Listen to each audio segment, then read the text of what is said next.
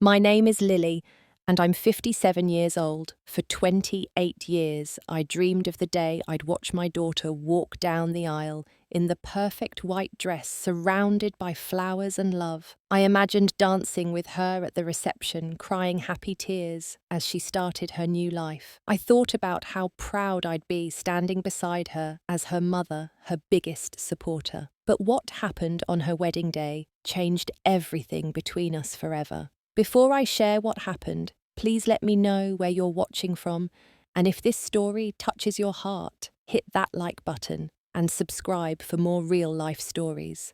Now let me take you back to that devastating day. Amanda has been my whole world since the day she was born, just the two of us against everything life could throw our way. When she was 13, we lost her father in a car accident on Interstate 45 during a thunderstorm. He was coming home from his second job trying to make ends meet for our little family.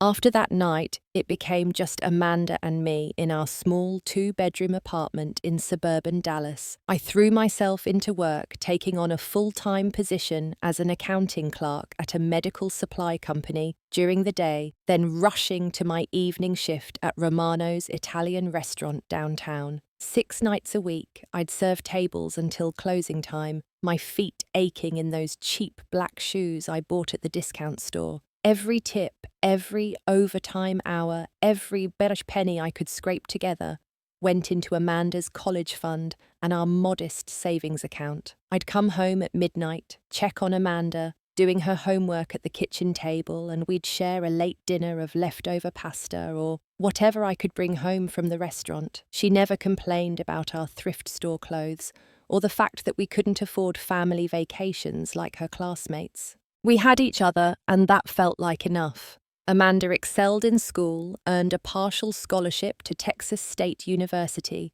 and graduated with a degree in marketing. I was so proud watching her walk across that stage, knowing every sacrifice had been worth it. She landed a good job at a public relations firm in Austin, moved into a nice apartment, and started building her independent life. When she called me 2 years ago, her voice bubbling with excitement, I knew something wonderful had happened. "Mum, I'm engaged," she squealed through the phone. "His name is Jonathan, and he's incredible. You're going to love him." Jonathan came from what Amanda called old money. His family owned several successful businesses across Texas, lived in a sprawling estate in the hills outside Austin, and moved in circles I'd only seen in magazines. When I first met Jonathan's parents, Patricia and Charles Whitmore, at an upscale steakhouse in downtown Austin, I felt their eyes scanning my department store dress and sensible handbag. Patricia's smile never quite reached her eyes as she asked about my profession, in a tone that made it sound like a dirty word. Charles barely acknowledged me beyond a brief handshake and a grunt. That evening marked the beginning of a subtle but unmistakable shift in Amanda's behaviour. She started making small comments about my accent, suggesting I dress up more when we went places together, and gently correcting my grammar in front of others. I told myself she was just nervous about fitting in with Jonathan's sophisticated family. When Amanda announced they'd set a date for the following spring, I made a decision that would empty every account I had. I was going to give my daughter the wedding of her dreams, no matter what it cost me. I withdrew my entire retirement savings, took out a second mortgage on the little house I'd finally managed to buy 5 years earlier, and even applied for a personal loan. "Mum, you don't have to do this," Amanda said when I told her my plans, but her eyes lit up in a way I hadn't seen since she was a little girl on Christmas morning. "We can have something simple." But I could hear the longing in her voice for something grander. "Sweetheart, you're my only daughter. This is my gift to you," I told her, pulling out brochures from the most elegant venues in Austin. "Let's make this everything you've ever wanted."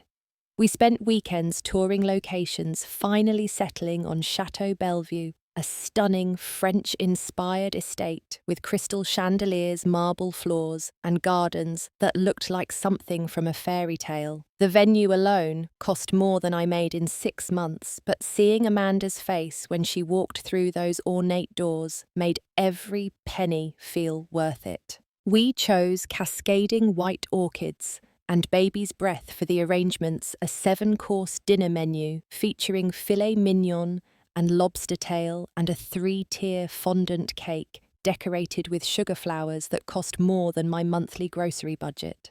Amanda selected a designer gown that required 3 fittings and cost more than my car, but she looked like a princess when she tried it on. But as the wedding planning progressed, I noticed Amanda becoming increasingly critical of everything I did or said. She'd wince when I pronounced certain words, sigh when I wore my favourite cardigan to our planning appointments, and make excuses when I suggested including my longtime friends from the restaurant in the celebration. "Mum, maybe we should keep the guest list more refined," she said one afternoon as we reviewed the invitations. "Some of your friends might not feel comfortable at such a formal event."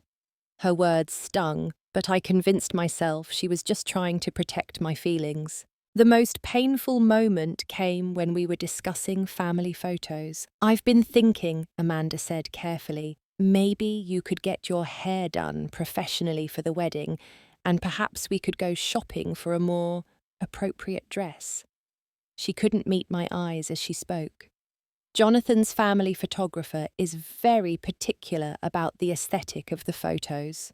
I agreed to everything, spending money I didn't have on a salon appointment and a new dress that Amanda approved of. I told myself this was normal pre-wedding stress, that every bride wanted everything to be perfect. But deep down, a small voice whispered that my own daughter was becoming ashamed of me. The morning of the wedding arrived with golden sunshine streaming through my bedroom windows. I'd been awake since 4:30, too excited and nervous to sleep. I spent extra time with my hair and makeup, wanting to look my absolute best for Amanda's special day. The new dress I'd bought fit perfectly, and for the first time in months, I felt genuinely beautiful. I arrived at Chateau Bellevue 2 hours before the ceremony, expecting to help with last-minute preparations and spend time with Amanda as she got ready. But when I walked through the grand entrance, no one seemed to know where I was supposed to go.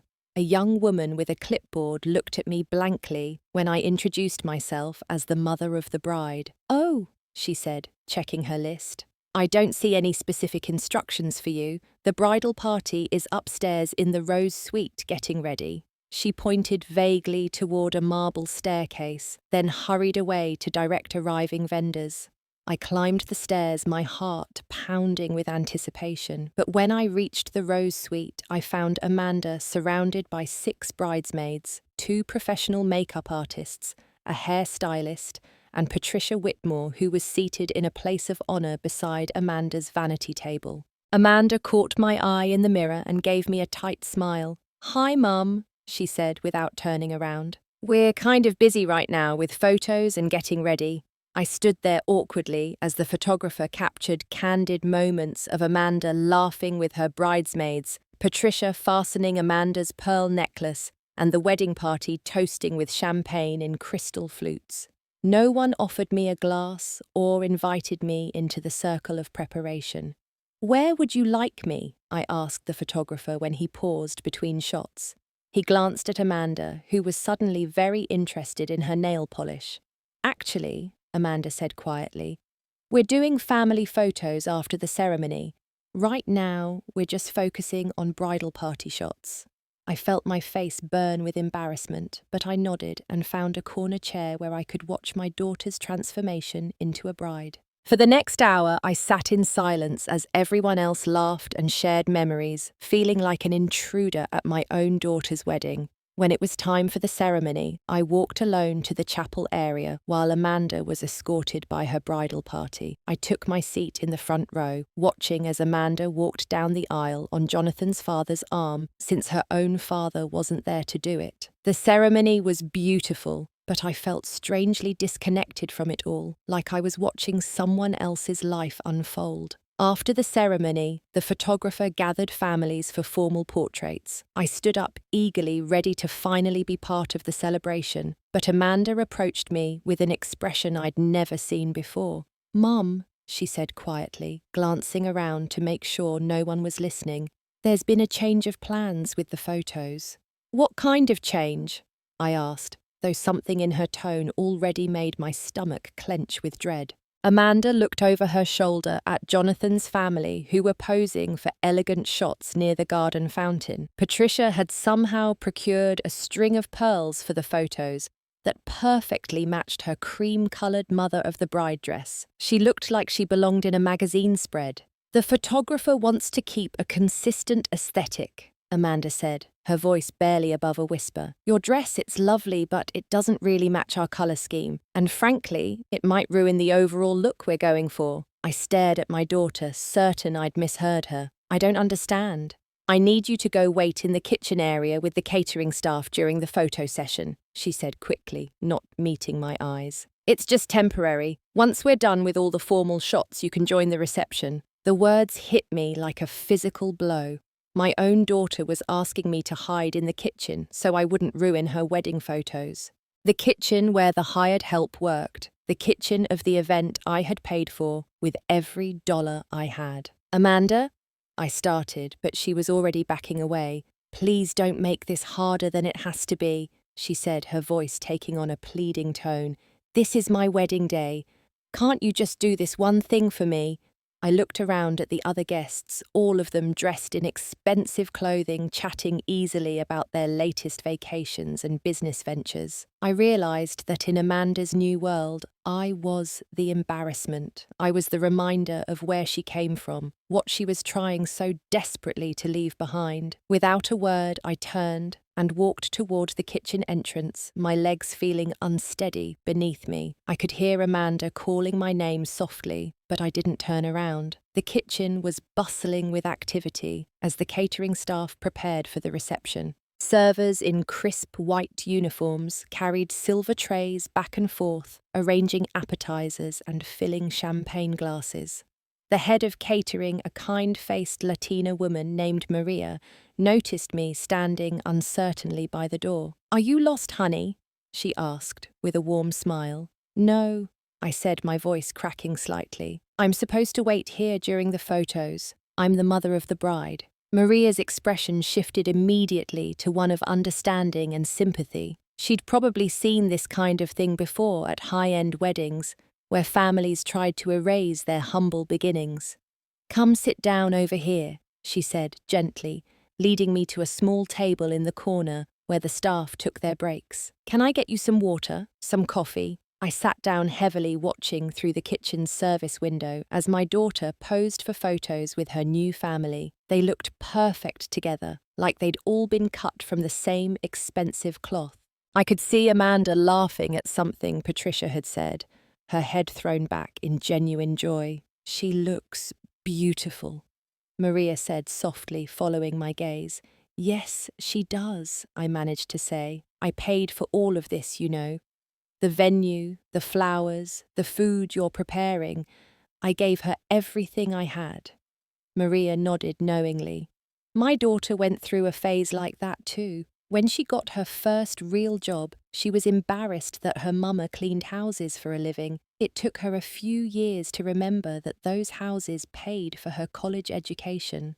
I sat in that kitchen for 45 minutes, listening to the sounds of celebration happening without me. Through the service window, I watched guests enjoying cocktails and hors d'oeuvres that I had purchased, admiring floral arrangements I had selected, dancing to music I had paid for. My daughter moved through the crowd like she had been born to this life, graciously accepting congratulations and gifts. At one point, I heard Amanda's voice carrying across the garden as someone asked about her family. "This is my mother-in-law, Patricia," she said warmly, "and these are Jonathan's wonderful parents who have been so welcoming to me." I waited for her to mention me to introduce the woman who had raised her single-handedly, who had worked 2 jobs for 15 years, to give her every opportunity. But the conversation moved on to other topics, and I realized with crushing clarity that I had been erased from her narrative entirely. Maria brought me a cup of coffee and sat down beside me. "You know," she said quietly, "I've worked hundreds of weddings over the years. I've seen a lot of family drama, a lot of complicated relationships, but I've never seen a mother treated the way you're being treated today." "She's just nervous," I said automatically, though the words felt hollow even as I spoke them. "She wants everything to be perfect." "Honey," Maria said gently, "love doesn't ask you to hide in a kitchen. Love doesn't ask you to make yourself invisible so someone else can shine brighter." Her words hit me like a revelation. I thought about all the times over the past 2 years that Amanda had made small requests for me to change something about myself. The way she'd started speaking differently, pronouncing words with careful precision. The way she'd stopped talking about our old life, our struggles, the closeness we'd once shared. I reached into my purse and pulled out my wallet. Inside was the receipt from the wedding venue, showing the final payment I'd made just 2 weeks ago. $37,000. More money than I'd ever seen in one place, representing every penny of my retirement savings, my house equity, and the loan that would take me 5 years to pay off. I stared at that receipt and felt something shift inside me. Not anger exactly, but a kind of clarity I hadn't experienced in years. I deserved better than this. Any mother deserved better than this. "Maria," I said quietly, "if your daughter treated you this way on her wedding day, what would you do?" She was quiet for a long moment, then looked me straight in the eyes. "I'd remember that I raised her better than that, and I'd show her what self-respect looks like." I stood up slowly, smoothing down my dress. I walked to one of the prep tables and borrowed a pen from the catering schedule clipboard. On the back of the venue receipt, I wrote in careful handwriting, "Congratulations on your wedding. This is what love looks like, Mum." I folded the receipt and walked through the service door into the reception area. The guests were beginning to take their seats for dinner, and I could see Amanda and Jonathan at the head table, glowing with happiness. I walked directly to the gift table, an elegant display covered in white linen and surrounded by towering floral arrangements. I placed the receipt prominently on top of the other gifts and cards where Amanda would be sure to see it when she and Jonathan opened their presents. Then I turned and walked calmly toward the exit, my head held high. As I reached the French doors leading to the parking area, I heard Maria's voice behind me. "Mrs. Thompson," she called softly. I turned to see her holding a small, wrapped box. "This is for you," she said, pressing it into my hands. "Something to remember that you are worth so much more than how you were treated today." I smiled at her, the first genuine smile I'd managed all day. "Thank you, Maria, for everything." And then I walked out of my daughter's wedding reception, leaving behind the life I had funded and the daughter I had raised, but taking with me something far more valuable, my dignity. The drive home felt surreal, like I was floating through a dream. I kept expecting to feel devastated, to break down, crying, to turn around and go back. Instead, I felt strangely peaceful, like I had finally stopped holding my breath after years of trying to make myself smaller. I had barely settled into my living room when my phone started buzzing frantically. Call after call from Amanda, from Jonathan, even from numbers I didn't recognize. I turned the phone off and sat in the quiet of my little house, the one I had mortgaged to pay for a wedding where I wasn't welcome. 20 minutes later, I heard car doors slamming in my driveway, followed by urgent knocking on my front door. Through the peephole, I could see Amanda still in her wedding dress, her carefully styled hair, now disheveled mascara, streaked down her cheeks. Jonathan stood behind her, looking more serious than I had ever seen him. "Mom, please," Amanda called through the door. "I know you're in there. Please let me explain." I opened the door but didn't invite them in. Amanda looked at me with red, puffy eyes, her beautiful dress wrinkled from what must have been a frantic rush to find me. "Mum, you have to come back," she said desperately. "Everyone is asking where you are. People want to meet you, to congratulate you. The photographer is waiting to take our family photos." "Now you want family photos?" I asked quietly. Jonathan stepped forward, his usual confidence replaced by what looked like genuine remorse. Mrs. Thompson, we made a terrible mistake. A terrible, terrible mistake. I am so sorry. Where exactly did you think I was going to be during your reception, Amanda? I asked my daughter. Did you plan to keep me in the kitchen all evening? Amanda's face crumpled. I don't know. I wasn't thinking clearly. I just wanted everything to be perfect, and you thought I would embarrass you, I finished for her. No, she protested, but the word came out weak and unconvincing. Yes, I said firmly. You thought the woman who raised you, who worked 2 jobs to put you through college, who spent every penny she had on this wedding, would somehow ruin your perfect day by existing in the same space as your new family. Jonathan looked stricken.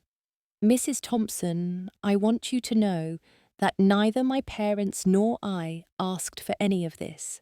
We had no idea Amanda was planning to exclude you from the photos. When we realized what had happened, when someone mentioned seeing you in the kitchen, I was horrified. The damage is done, Amanda, I said, looking directly at my daughter. I raised you better than this. I taught you about kindness, about loyalty, about remembering where you come from. But somewhere along the way, you decided that who I am, who we are, wasn't good enough for your new life. Amanda was crying harder now. Mom, please, I love you. I was just so stressed about everything being perfect. Jonathan's family, they're so different from us, and I wanted to fit in. I wanted them to accept me. And you thought they wouldn't accept you if they saw your mother, I said. The mother who sacrificed everything so you could have choices I never had. The weeks that followed were the quietest my house had been in years. No phone calls from Amanda asking for advice, no weekend visits filled with laughter and shared meals, no texts about her work dramas, or funny things Jonathan had said. The silence was both painful and oddly liberating. I threw myself into rebuilding my life in small but meaningful ways. I started taking a yoga class at the community centre, something I had always wanted to try but never had time for when I was working 2 jobs. The instructor, a gentlewoman named Sarah, welcomed me warmly and never asked about my puffy eyes during those first few weeks. I also joined a support group for single mothers that met every Tuesday evening at the local library. Listening to other women share their stories of sacrifice and struggle of children who had grown up and moved on helped me realize that my experience wasn't unique. Many of us had given so much of ourselves that we had forgotten who we were underneath all that giving. Amanda sent flowers every few days at first, beautiful arrangements from expensive florists with notes that said, "I'm sorry," and "Please call me," and "I love you so much." I appreciated the gesture, but I wasn't ready to talk. I needed time to figure out how to rebuild a relationship with my daughter that didn't require me to diminish myself. Maria, the catering manager from the wedding, called me after about a month. "I've been thinking about you," she said. "How are you holding up?" "Better than I expected," I told her honestly. "Some days are harder than others, but I think I'm finding myself again." "Would you like to have coffee sometime?" she asked. "I'd love to hear how you're doing, and I have some things I'd like to share with you about my own daughter." Maria became an unexpected friend during those healing weeks. Over coffee at a little cafe downtown, she told me about her daughter Carmen, who had gone through her own phase of being embarrassed by her mother's work as a house cleaner. Carmen got promoted to manager at her company and suddenly started making comments about my English, about the way I dressed when I picked her up from work events, Maria shared. She asked me once if I could tone down my accent when I met her colleagues. "What did you do?" I asked. I told her that my accent represented every late night I spent learning English, while she slept, every house I cleaned to pay for her education, every sacrifice I made so she could have opportunities I never had. I told her she could either be proud of that story or ashamed of it, but I wasn't going to pretend it didn't exist. Through my new friendships and quiet self-reflection, I began to understand something important. I had spent so many years defining my worth through Amanda's achievements that I had forgotten I was valuable independent of being her mother. I was Lillie Thompson, a woman who had survived tremendous loss, who had worked incredibly hard, who had raised a daughter single-handedly. Those things mattered whether Amanda acknowledged them or not. I started a new job at a smaller accounting firm where the owner, Mrs. Patterson, treated her employees like family. For the first time in years, I felt genuinely appreciated for my skills and experience. My co-workers invited me to lunch, asked about my weekend plans, and never made me feel like I needed to apologize for my background. 3 months after the wedding, on a rainy Thursday evening, I heard a familiar knock on my door. When I opened it, I found Amanda standing on my porch holding a large bouquet of daisies, my favourite flowers, and a thick envelope. She looked different somehow, smaller, more vulnerable, but also more genuine than she had in years. Her hair was pulled back in a simple ponytail, and she was wearing jeans and a sweater instead of the designer clothes she'd favoured lately. "Mum," she said quietly, "I know I have no right to ask this, but could we please talk?" I stepped aside to let her in, and she sat on the edge of my old couch, the one she used to curl up on as a child when she was sick or scared. "I wrote you a letter," she said, holding out the envelope with shaking hands. "It's 5 pages long because I had so much I needed to say, but before you read it, I want to tell you something face to face." She took a shaky breath. "I have spent every single day since my wedding thinking about what I did to you, not just that day, but in the months leading up to it. The way I made you feel like you needed to change, like who you are, wasn't good enough. Mum, I am so deeply ashamed of myself that I can barely sleep at night." Tears were streaming down her face now.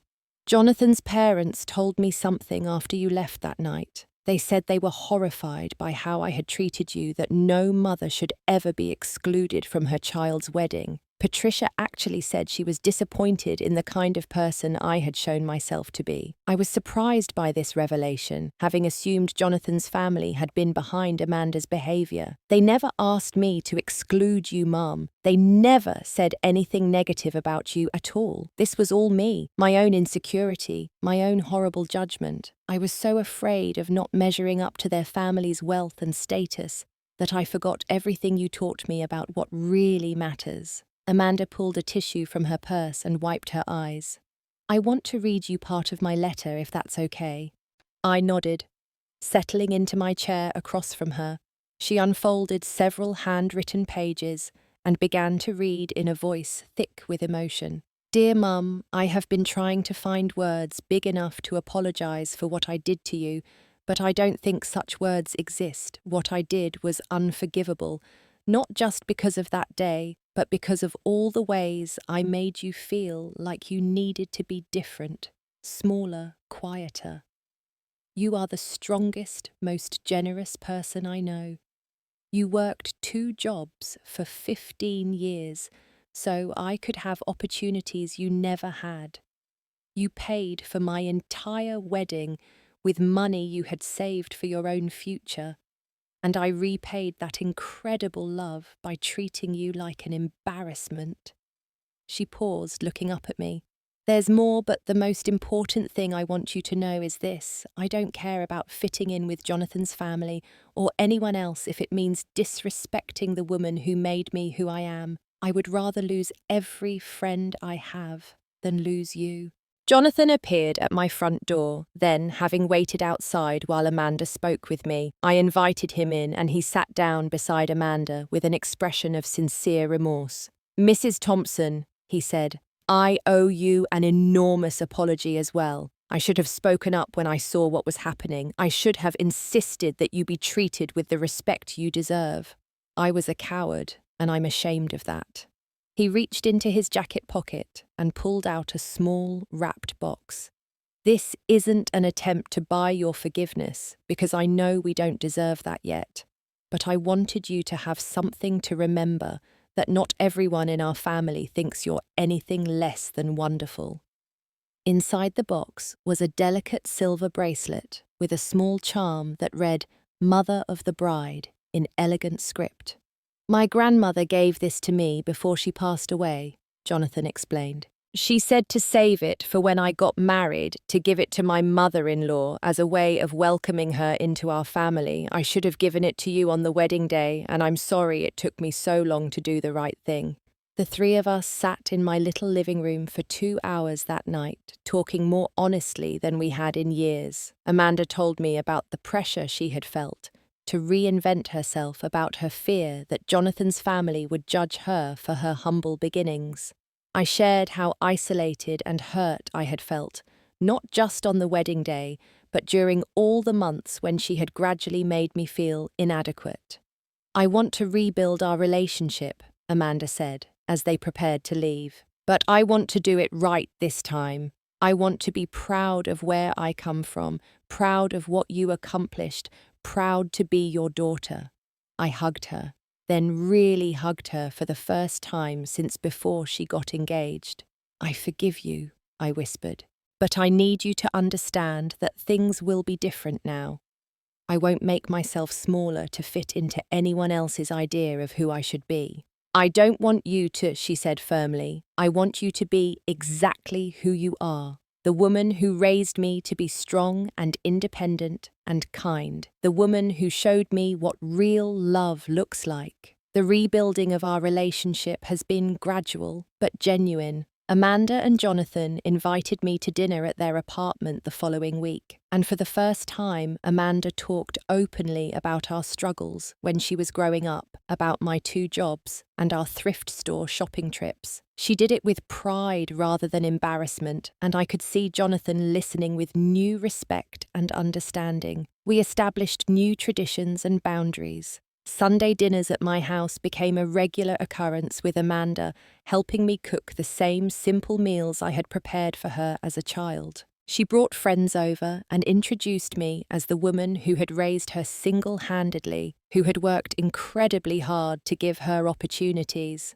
The shame in her voice was gone, replaced by genuine admiration. I kept working at the accounting firm where I felt valued, and I continued my yoga classes and support group meetings. I had learned something valuable about not deriving my entire identity from being Amanda's mother, and I wasn't willing to give up that independence, even as we repaired our relationship. The most meaningful moment came about 6 months later, when Amanda called me at work, her voice bubbling with excitement. "Mom, I have something to tell you. Jonathan and I are expecting a baby."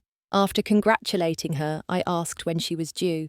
"December," she said. "And Mum, I want to ask you something important. I know I have no right to ask for anything after how I treated you, but would you consider moving closer to us when the baby comes? I want my child to know their grandmother. I want to raise them with the same values you taught me, and I want them to hear stories about how amazing their grandma is." I smiled, thinking about the future and this new chance we were being given. "I'd love that, sweetheart, but I have one condition." "Anything," she said immediately. "No hiding in kitchens at this baby's events," I said with a laugh. "Grandma gets a front row seat to everything." Amanda laughed too, and I could hear tears in her voice. "Deal, front row seat forever." That day taught me that sometimes walking away is the most loving thing you can do for them and for yourself. Because real love, the kind worth having, never asks you to make yourself smaller. It asks you to stand tall, to honor your worth, and to remember that the people who truly love you will celebrate who you are rather than asking you to become someone else. Have you ever been in a situation where you had to choose between keeping peace and keeping your self-respect? I'd love to hear your thoughts in the comments below. If this story resonated with you, please give it a like and subscribe for more real-life stories about family forgiveness and finding your strength. And don't forget to share this with someone who might need to hear that they are worthy of love and respect exactly as they are. Thank you for listening to my story, and remember that your worth is never determined by how others treat you, but by how you choose to value yourself.